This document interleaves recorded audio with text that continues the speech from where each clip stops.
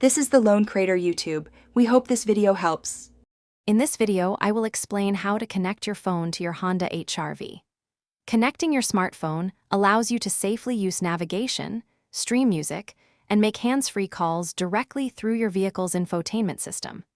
We will cover two primary methods: Bluetooth for audio and calls, and USB for advanced features like Apple CarPlay or Android Auto. This guide will help you integrate your device for a more connected and convenient driving experience.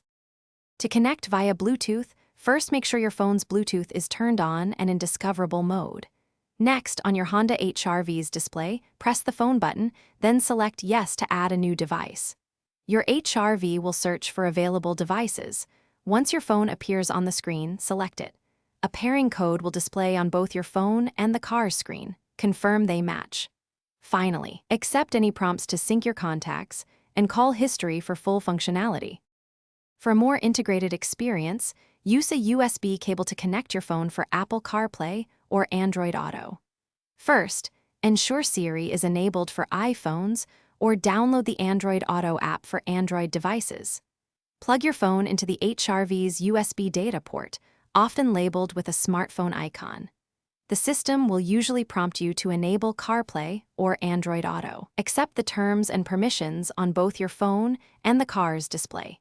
You can then use the voice command button on your steering wheel to access apps and features.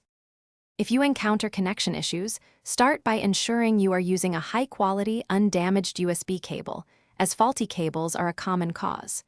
Try restarting both your smartphone and your Honda HR-V's infotainment system. Sometimes, deleting the existing phone pairing from both your car and your phone's Bluetooth settings, then repairing, can resolve problems. Also, verify that your phone's operating system and your HR-V's software are up to date for optimal compatibility. If problems persist, consult your owner's manual or a dealership. Thanks for watching. Consider subscribing if we helped you.